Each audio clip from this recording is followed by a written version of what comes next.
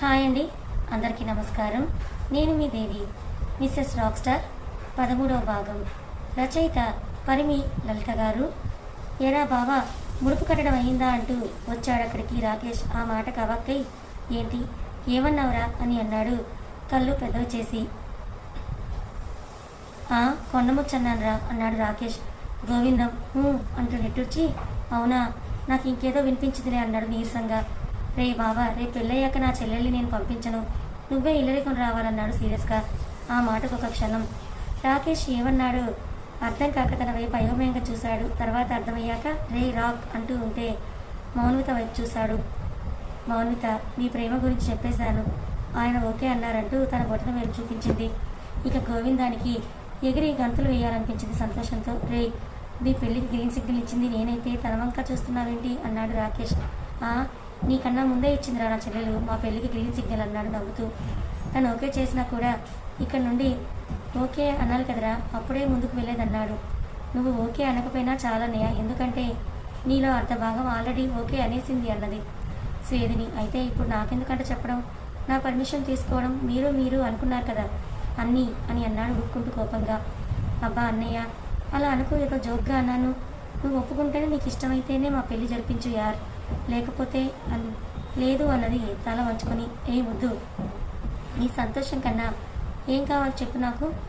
ఇంటికి వెళ్ళగానే అమ్మ వాళ్ళతో మాట్లాడి రేపే ఎంగేజ్మెంట్కి మంచి ముహూర్తం పెట్టిస్తా పంతులు గారితో మాట్లాడి అన్నాడు. మరి అమ్మ అంటూ ఆగింది. అమ్మ, ఆడపడుచు గారు, మీ విషయం అత్తయ్య గారికి తెలుసు కదా, మర్చిపోయినట్టున్నారు అన్నది ఓరగా భర్త వైపే చూస్తూ. ఆ మాటకి ఆశ్చర్యచకితుడై ఒక క్షణం అందరి వంక చూసి, అందరికీ తెలుసన్నమాట విషయం, నా ఒక్కడికే తప్ప, నన్ను బాగానే ఆడుకున్నారు, పిచ్చోడిని అమాయకుడిని చేసి. ఇప్పుడు మీ టైం కదా, రేపు నా టైంలో చెప్తాను నేను అంటూ లేచి, రే గోవిందం, పెళ్ళయ్యేదాకా అదుపులో ఉండు, లేదా నా సంగతి తెలుసు కదా అనేసి రండి అని అన్నాడు. అందరూ ఇంటికి వచ్చేసరికి పురోహితుడు ఉండడంతో ఓహో తెలిసిపోయిందన్నమాట, నాకన్నా ఫాస్ట్గానే ఉన్నారంటూ కూర్చున్నాడు రాకేష్. కోడలు ఫోన్ చేసి చెప్పిందిరా నువ్వు ఒప్పుకున్న విషయం, అందుకే ఇంకా ఆలస్యం ఎందుకులే అని వెంటనే పంతులు గారిని పిలిపించేశా అన్నది కొడుకు వంక చూస్తూ. అందరూ ఆడేసుకుంటున్నారుగా, కానివ్వండి అంటూ పంతులు గారు వీళ్ళిద్దరి పేరు మంచి ముహూర్తం చూడండి అన్నాడు రాకేష్. అలాగే బాబు, కానీ వాళ్ళ జాతకాలు ఇస్తే చూసి చెప్తాననేసరికి రాకేష్ తల్లివైపు చూస్తూ అవిగుమా అని అనటంతో జాహ్నవి సేదిని గోవిందంల జాతకాలు తీసుకొచ్చి ఇచ్చింది. పురోహితుడు వాటిని చూసి సంతోషం అని అంటూ వేళ్లతో ఏవో లెక్కలు వేసుకుని పంచాంగం చూసి జాహ్నవి వైపు చూస్తూ, అమ్మ వీరిద్దరి జాతకం ప్రకారం రేపే మంచి ముహూర్తం ఉంది నిశ్చితార్థానికి. ఇక పెళ్లి కూడా ఇంకో వారం, అంటే సరిగ్గా వచ్చే వారంలో దివ్యమైన ముహూర్తం ఉంది. మరి దాన్నే ఖాయం చేయమంటారా అన్నాడు. పెళ్లికి దాన్ని ఖాయం చేయను పంతులు గారు అన్నాడు నీలందర్. శుభం అంటూ పంతులు గారు లగ్నపత్రిక రాసి, ఇక నాకు సెలవిప్పించండి, రేపు ఉదయం వస్తానన్నాడు లేచి. మంచిది అన్నారు జాహ్నవి వాళ్ళు. మా ఆడపడుచు పెళ్లి కూతురు ఆయనే అంటూ స్వేదిని పట్టుకొని గిరిగిరా తిప్పుతుంటే, అబ్బా వదిన, నా కళ్ళు తిరుగుతున్నాయి వదులు అన్నది స్వేదిని. దాంతో మౌన్విత స్వేదిని వదిలింది. అవును, నువ్వు నా తరపున ఉంటావా లేకపోతే అంటూ గోవిందం వైపు చూసింది స్వేదిని. రెండు వైపులా ఉంటానమ్మా, అయితే అటువైపు ఇటువైపు పెళ్లి పెద్ద నా కోడలే అన్నమాట అన్నాడు నీలందర్. మరే మావయ్య, రేపే నిశ్చితార్థం, ఏర్పాట్లన్నీ చేయాలి, ఇలా ఖాళీగా కూర్చుంటే ఎలా? లేవండి అన్నది హడావిడి చేస్తూ. అవునవును, ఏంటి తీరుపుడిగా కూర్చున్నారు అన్నది జాహ్నవి కోడలికి వంతపాడుతూ. మొదలుపెట్టింది మీ అమ్మ. అత్త కోడలు ఇద్దరు సరిపోయారు, ఇక ఊపిరి ఆడనివ్వరు లేరా రాకేష్ అన్నాడు నీలందర్. అత్తయ్య, పెళ్లి కొడుకు తరపున నేను ఈరోజే పెళ్ళి అన్నీ చూసుకొని రేపు నిశ్చితార్థ ముహూర్తం టైంకి వస్తాం. ఎందుకంటే నేను పెళ్లి కొడుక్కి చెల్లెలు కాబట్టి, అలాగే ఆడపడుచు లాంఛనాలు అవి భారీగా ఉండాలి. అలాగే మేము మగపెళ్లి వారం, మాకేం లోటు రాకూడదు ముందే చెప్తున్నాం. ఇదిగో పెళ్లి కూతురా, నేను ఇక నుండి నీకు అర్థమవుకుని జాగ్రత్త నాతో అన్నది మౌన్విత ఆర్డర్లా. అలాగా అండి, అలాగే మేడం, మీకోసం అన్ని దేవలోకం నుంచి రప్పించి ఏర్పాటు చేస్తామన్నాడు రాకేష్ చేతులు కట్టుకొని నిలబడి. పదన్నయ్య, ఇక్కడ మీరు చూసుకోండి, అక్కడ మేము చూసుకుంటామంటూ గోవిందం చేయి పట్టుకొని తీసుకొని వెళ్ళింది మౌన్విత గోవిందంలో వెళ్ళాక ఓసిని చేతులు కట్టుకొని నుంచని మరి చెప్తే ఏం మాట్లాడుకున్నా వెళ్ళిపోయింది, ఏంటిది చెప్పమా అనుకుంటూ ఆలోచిస్తున్న రాకేష్ దగ్గరికి ఏం మాట్లాడాలి, తెప్పిస్తా అన్నారు కానీ దేవలోకం నుండి తెప్పించండి, ఏర్పాట్లు చేయండి అలాగే అనేసి వెళ్ళిపోయింది రాక్షసి. ఏదో మాట వరుసకి అంటే అదే నిజం చేయమంటుంది దాన్ని గడుగ్గా అనేసి, నీ ఆడపడుచు మామూలుదిగా చెల్లి, ఎలా వేగుతావో ఏంటో అన్నాడు పెదవి విరుస్తూ, అరచేతులు అదో రకంగా తిప్పుతూ. అన్నయ్య, అది నేను చూసుకుంటానులే, కానీ ముందు మా ఆడపడుచు చెప్పించేసి తనని ఇంప్రెస్ చేసే పనిలో ఉండు అనేసి వెళ్ళిపోయింది. ఇద్దరనే మీరు ఆడుకుంటున్నారని నన్ను ఫుట్బాల్ని చేసి అని రే గోవిందంగా నీ పని చెప్తారా అని అనుకున్నాడు. మౌన్విత గోవిందంతో రూమ్కి వచ్చింది. వాళ్ళు వచ్చేసరికి ప్రసాదం రూమ్ అంతా సర్దుతూ ఉన్నాడు. వాళ్ళని చూసి అరే మౌని ఏంటి సర్ప్రైజ్ అన్నాడు మౌన్విత రావడంతో. అన్నయ్య, ఈ అన్నకి అంటూ విషయం చెప్పింది. ఏరా గోవిందం, నాకు చెప్పలేదన్నాడు ఉడుక్కుంది చాలే, కానీ ఏంటి అసలు దీన్ని గదంటారా, తప్పుకో అని గదంతా కూడా నీట్గా సర్ది పదండి రేపు ఎంగేజ్మెంట్కి కావాల్సినవి తీసుకుందాం అనడంతో ముగ్గురు కలిసి షాపింగ్కి వెళ్ళారు. మౌన్విత గోవిందం వాళ్ళ రూమ్లోనే ఉండి మరునాడు ఉదయాన్నే గోవిందం వాళ్ళతో రాకేష్ ఇంటికి బయలుదేరి వెళ్ళింది. ఇక్కడ రాకేష్ ఇంట్లో అంతా హడావిడిగా సందడిగా ఉంది. ఇల్లంతా డెకరేషన్ చేశారు చాలా అందంగా. ఎంగేజ్మెంట్కి వచ్చిన వాళ్ళు ఆ డెకరేషన్ హంగు ఆర్భాటం చూసి అవురా అంటూ నూరెళ్ళ పెడుతున్నారు. మా అంతా సిద్ధమేనంటూ వచ్చాడు రాకేష్ పనివారి చేత పని చేయిస్తూ హడావిడిగా. సిద్ధమే నాన్న అన్నది జాహ్నవి. చెల్లిని రెడీ చేశారా? ఇంకా లేదు నాన్న అన్నది జాహ్నవి. మా ఇంకా రెడీ చేయకపోవడం ఏంటి? పెళ్లి వాళ్ళు వచ్చే టైం అయింది మా, ఆల్రెడీ నేను రెడీ అయ్యాను మా, ఉదయం వచ్చి నన్ను రెడీ చేసి వెళ్ళిందని చెప్పింది స్వేదిని. అక్కడికి వచ్చి అంటూ రాకేష్ జాహ్నవిలు ఆశ్చర్యపోతూ స్వేదిని వైపే చూశారు.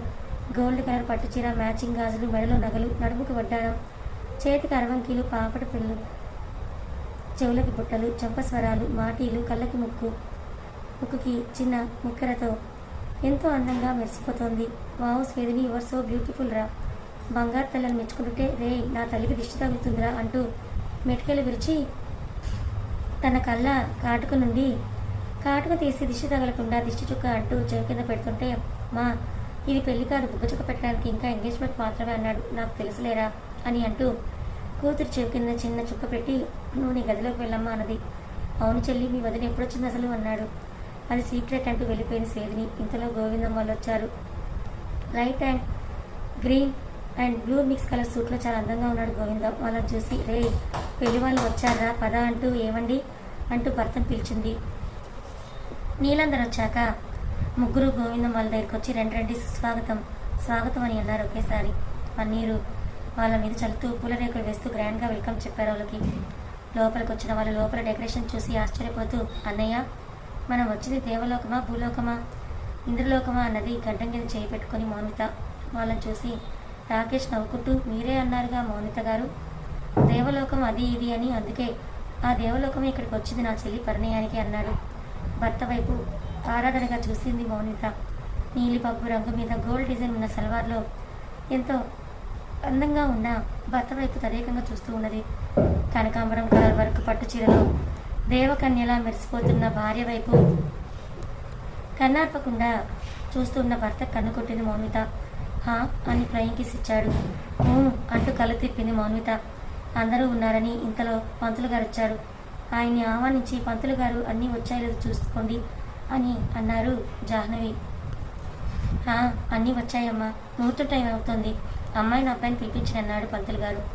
అలాగే పంతులు గారని మౌన్విత వాళ్ళ దగ్గరికి వచ్చి సరే పంతులు గారు పిలుస్తున్నారు రండి అనటంతో అందరూ అటు వెళ్ళారు. లోపలికి వెళ్ళిన మౌన్విత మరింత ఆశ్చర్యపోయింది.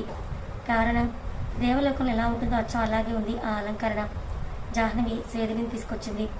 అందరూ మగపెళ్లి వాళ్ళు ఆడపిల్లి వాళ్ళు ఎదురు బదురుగా కూర్చున్నారు. అయ్యా అంటూ లగ్నపత్రిక రాసి చదివి అయ్యా ఇప్పుడు ఇరువురు తాంబూలాలు మార్చుకోండి అన్నారు పంతులు గారు. అప్పుడు ఏమండో శ్రీవారు, ఇక్కడ మీ బావమరిదికి ఎంగేజ్మెంట్ జరుగుతోంది, మనమే కదా తాంబూలాలు పుచ్చుకోవాలి, మరి అక్కడేం చేస్తున్నారు రండిటు అన్నది మౌన్విత చిరుకోపంగా.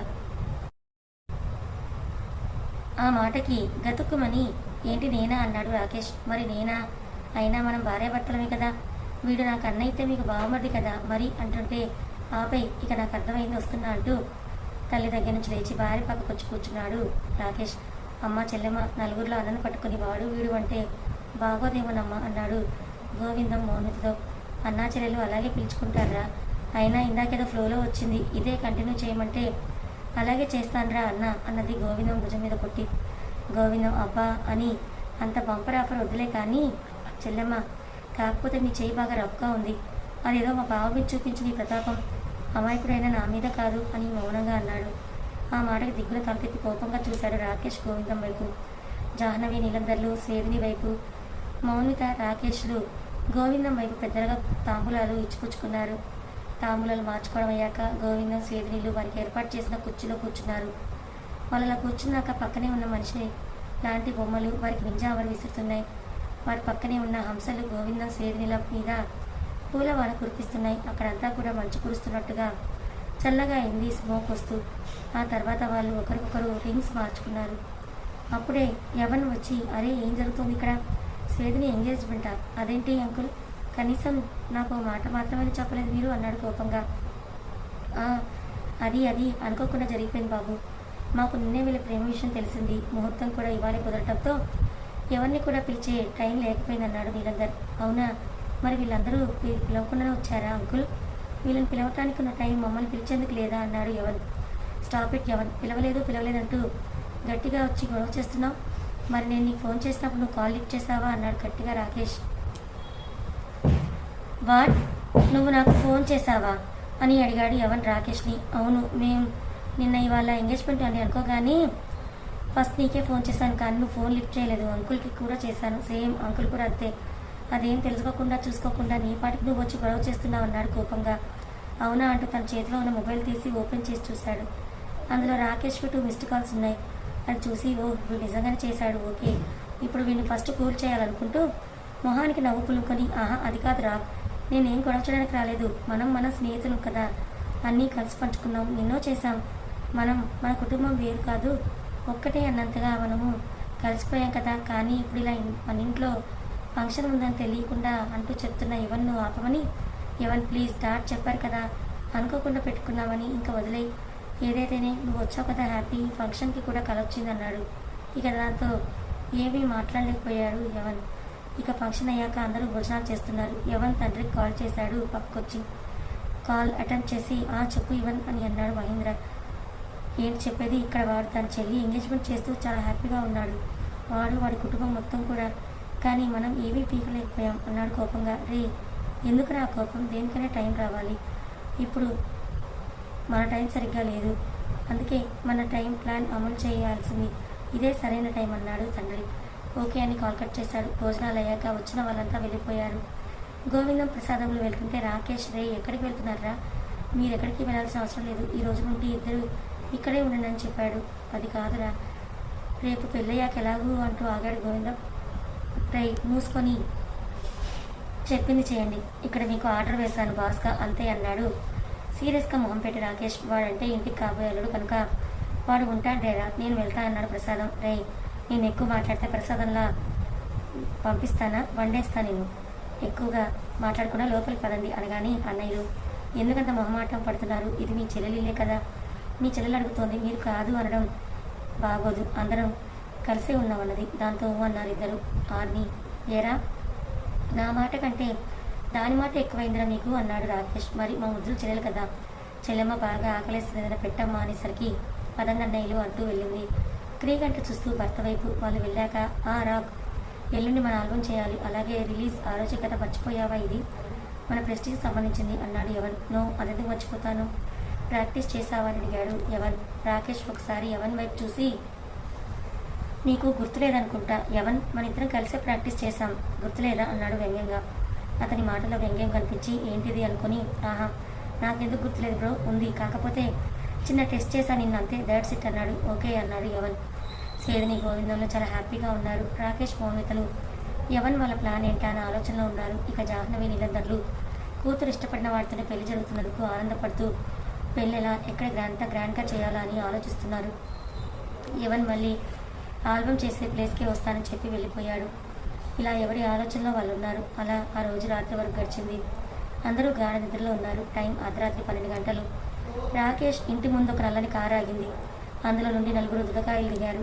దిగగానే గేట్ దగ్గర సెక్యూరిటీని పడుకోబెట్టి లోపలికి ప్రవేశించారు వెనుక గేట్ ద్వారా. వాళ్ళు డైరెక్ట్గా రాకేష్ వాళ్ళ రూమ్కే వెళ్ళారు. బెడ్ మీద పడుకొని ఉన్న రాకేష్ మౌనితలకి మత్తిచ్చి రాకేష్ తీసుకుని ఎలా వచ్చారో అలా వెళ్ళిపోయారు ఆ దృఢకాయలు. రాకేష్ని తీసుకెళ్లి ఒక పాడుబడిన గోడౌన్ లాంటి దానిలో కట్టేశారు కుర్చీకి. ఆ దృఢకాయలు నవ్వుతూ మహేంద్రకి ఫోన్ చేశారు. హలో, ఏరా అయిందా, వాడిని ఎక్కడ కట్టేశారు, స్పృహలోకి వచ్చాడా వాడు అని అడిగాడు మహేందర్. లేదు సార్ అన్నాడు. నేను వస్తున్నాను, ఈలోగా వాడు తప్పించుకోకుండా చూడండి అన్నాడు గంభీరంగా. ఓకే సార్, అయినా వాడు ఇంకా స్పృహలోకి రాలేదులే సార్ అన్నాడు. నులివెచ్చిన తొలిసీర కిరణాలతో అందరినీ మేల్కొల్పేందుకు ఉదయించాడు భానుడు. అబ్బా అనుకుని లేచి చుట్టూ చూసిన మౌన్వితకి తెల్లగా వెలుగు వచ్చేసరికి చా ఏంటి వాళ్ళ ఇంత మొదలు నిద్రపోయారనుకుంటూ లేచి ఫ్రెష్ అయి వచ్చి బెడ్ మీద రాకేష్ అనుకుంటూ అతను లేకపోవడం చూసి, ఈ రోజు కూడా ఇలాంటి ప్లాన్ వేశారా? తమరు చెప్తాం ఈ పని అని తర్వాత కిందకి వచ్చి దేవునికి దండం పెట్టుకుని కిచెన్లోకి వెళ్ళి కాఫీ కలిపి అందరికీ ఇచ్చి కాఫీ తీసుకుని గదిలోకి వచ్చి, హలో రాక్ స్టార్ గారు, మీ వేషాలు చాలు కానీ తొందరగా రండి, ఎక్కడ దాక్కున్నా అంటూ అరిచింది. పిలిచింది కానీ రెస్పాన్స్ లేకపోయేసరికి ఎక్కడికి వెళ్ళారు కనిపించటం లేదు అనుకుంటూ గదిలో వెతికి ఇల్లంతా వెతికింది. రాకేష్ ఎక్కడ కనిపించకపోవడంతో టెన్షన్ పడుతూ ఏంటి నిజంగానే లేదు ఎక్కడికి వెళ్ళారు అనుకుంటూ అత్తయ్య మామయ్య అని అరుస్తూ హాల్లోకి వచ్చి ఆయన కనిపించలేదు అన్నది మౌనిత ఏడుస్తూ. ఆ మాటకి జాహ్నవి వాళ్ళు అక్కడే ఉన్న గోవిందం వాళ్ళు కూడా షాక్ అయ్యి ఏంటన్నారు అందరూ. అమ్మ మౌని బావ కనిపించకపోవడం ఏంటి అని అడిగాడు గోవిందం. అవునన్నయ్య, నేను కాఫీ ఇద్దామని వెళ్ళి చూస్తే ఆయన కనిపించలేదు, ఇల్లంతా వెతికానన్నది గాబరాగా. నువ్వు లేచినప్పుడు కూడా లేడా అమ్మా అని అన్నాడు గోవిందం. లేడన్నయ్య, నేను చూడలేదంది. వాడు కనిపించకపోవడం ఏంటమ్మా అంటూ కంగారు పడుతున్న జాహ్నవి వాళ్ళకి ధైర్యం చెప్పి ఓదారుస్తూ ఉంది స్వేదిని. రే ప్రసాదం, ఇంకోసారి అంతా వెతుకుతాం పదా అన్నాడు గోవిందం. మౌన్విత, మాకు శత్రువులంటూ వాళ్ళు తప్ప ఇంకెవరూ లేరు కదా, ఇది ఖచ్చితంగా వాడి పనే కానీ ఏం ఆశించి ఆయన కిడ్నాప్ చేశారు, అసలు వాళ్ళ ప్లాన్ ఏంటి, ఏమీ అంతుపట్టట్లేదే అని ఆలోచిస్తూ ఉంది. ఇక్కడ అప్పుడే మెల్లిగా స్పృహ రాసాగింది రాకేష్కి. మెల్లిగా కళ్ళు తెరిచి చూస్తున్నాడు. అంతా దిమ్మగా మసకగా ఉంది. నేను ఎక్కడున్నాను అనుకుంటూ ఒక్కసారి తల విదిరించి చూసి ఏంటిదేదో పాడుపడ్డ బిల్డింగ్లా కనిపిస్తోంది అంటూ లేవడానికి ట్రై చేశాడు. కానీ లేవలేకపోవడంతో ఏంటిది అనుకుంటూ చూసుకున్నాడు. తనని తాను కాలు చేతులు కట్టేసి ఉన్నాయి. ఏంటిది, ఎవరినని ఇలా కట్టేశారనుకుంటూ రేయ్ ఎవడ్రా అక్కడ, ఎవడ్రా నన్ను ఇలా కట్టేసిందని అరుస్తూ ఉన్నాడు. బయట కబుర్లు చెప్పుకుంటూ ఉన్న ఆ దృఢకాయలు ఆ అరుపులు విని రేయ్ వాడు లేచట్టున్నాడు, పదండి అనుకుంటూ లోపలికి వచ్చి రే ఎందుకురా అరుస్తున్నావు అన్నారు. రే అసలు ఎవర్రా మీరు అని అన్నాడు రాకేష్. రే వీడికి మత్తు స్ప్రే చేయండి రా, మూసుకొని పడుంటాడని వాళ్ళలో ఒకరు అనేసరికి అలాగే అంటూ రాకేష్ ఫేస్ మీద మత్తు స్ప్రే చేయడానికి వస్తుంటే రాకేష్ మెదడులో ఆలోచనలు పాదరసంలా ఉన్నాయి. నన్ను ఆ యవన్ గడి కిడ్నాప్ చేయించుంటాడు, ఎస్ ఇది వాడి పని అనుకుని తన దగ్గరికి వస్తున్న వాడిని ఒక తను తన్నాడు. కుర్చీతో ఎగిరి తంతే అంతే దెబ్బకి కుర్చీ విరిగిపోయింది. రాకేష్ కట్లు కూడా విడిపోయాయి. మిగిలిన రౌడీలు ఆశ్చర్యపోతూ రేయ్ అంటూ మీదకు వస్తున్నారు. వస్తున్న వాళ్ళని వస్తున్నట్టుగా చితక్కొడుతున్నాడు రాకేష్. అందరూ రాకేష్ చేతిలో దెబ్బలు తిని కింద పడిపోయి ఉన్నారు. వాళ్ళని చూసి రాకేష్ కోపంగా రే మీరు బాస్ అదే ఆ ఎవరికి చెప్పండి, ఈ రాక్ స్టార్కి మీ గురించి మొత్తం తెలిసిపోయిందని, ఇక వాళ్ళను వాళ్ళు కాపాడుకోమని వార్నింగ్ ఇస్తున్నా. రాకేష్ తల మీద ఎవరో కొట్టేసరికి అమ్మా అంటూ వెనక్కి తిరిగిన తనకి ఎదురుగా మహేంద్ర కనిపించాడు. అతడి కాలర్ పట్టుకొని రేయ్ అని అంటూనే కింద పడి స్పృహ తప్పాడు. కథ ఇంకా ఉంది. మరి మౌన్విత రాకేష్ని గుర్తుపడుతుందా? రాకేష్ని యువన్ వాళ్ళ నుంచి తప్పించుకుంటాడా లేదా తెలుసుకోవాలనుకుంటే ఛానల్ని సబ్స్క్రైబ్ చేసుకొని ఫాలో అవ్వండి. కథ నచ్చితే లైక్ చేయండి. Thank you so much.